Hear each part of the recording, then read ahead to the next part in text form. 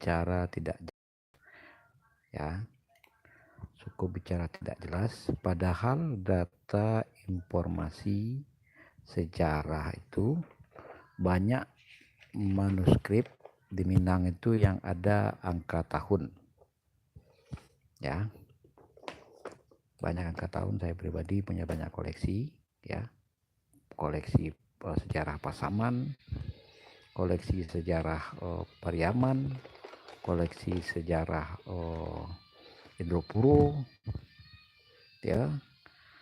Rata-rata ada tahun, rata-rata ada era Nabi ya.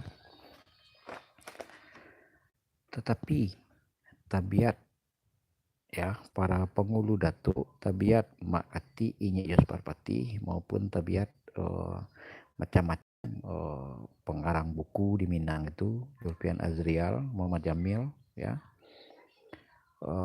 dan lain-lain ya, termasuk dinas kebudayaan, dinas pariwisata, suka bicara tidak jelas. Dia memakai istilah yang sudah di luar kemampuan dia, maka dia akan memakai istilah antah barantah dan barabalun. Nah, itu kebiasaan gak jelas ya beliau-beliau di Minang itu ya. Maaf kameranya buram.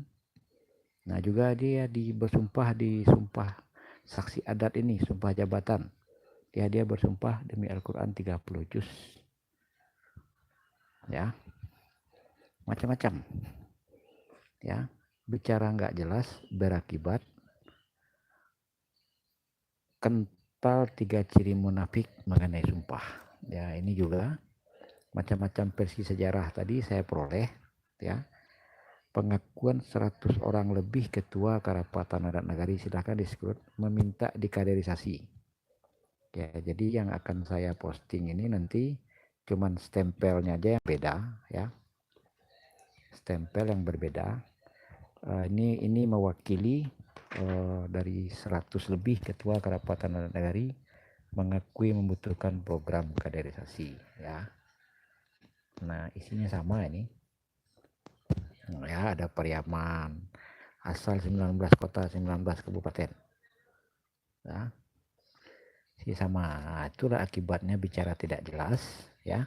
Sudah menjadi ketuakan, tetapi beliau-beliau akui anggotakan beliau masing-masing maupun yang di kota atau kabupaten beliau masing-masing tidak ada yang tahu tempat bertanya, tidak ada yang pintar tempat baraja ya, tuh ya.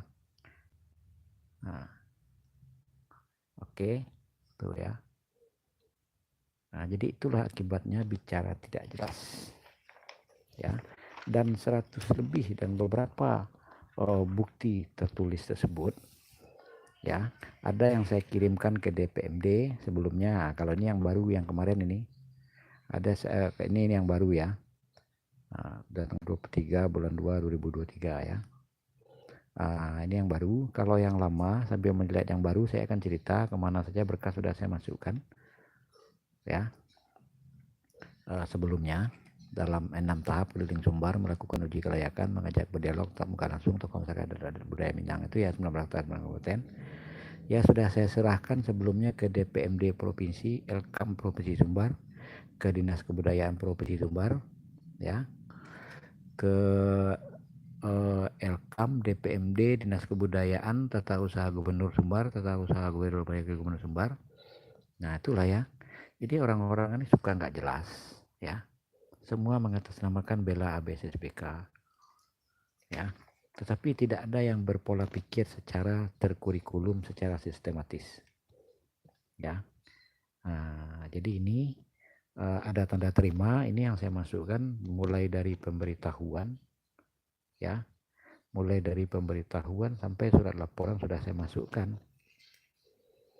Nah, tetapi realita di lapangan beliau-beliau yang di Setda ini, di Sumbar ini tetap bicara nggak jelas. Ya, ini surat pemberitahuan, isinya sama, ya, sama dengan ini isinya, tidak ada beda. Nah, itulah. Nah, jadi itulah tabiat Minang yang terparah secara umum, ya. Nah, begitu ya. Jadi mengenai apapun, mengenai apa atau basusun, pesambahan dan lain-lain, mereka tidak mengerti apa-apa yang mereka ucapkan. Nah, jadi berpulang kepada pribadi masing-masing yang di perantauan, percuma belajar di kampung karena orang kampung itu mengakui secara pribadi kepada saya seperti tulisan tadi, mengakui membutuhkan program kaderisasi itu. Ketuakannya loh. Nah, ketuakan itu mengakui anggotanya tidak ada yang tahu tempat bertanya, tidak ada yang pandai tempat belajar. Bahkan di kota dan kabupaten masing-masing. Jadi sangat ironi, sangat miris kalau saudara-saudari ingin belajar atau menganggap ingin menguatkan adat dan budaya. Ya, para pemangku, para penegak saja mentalnya begitu. Dan realita fakta di lapangan, silakan dimasuki konten-konten channel sebelumnya. Maaf saya berbahasa lugas, ya.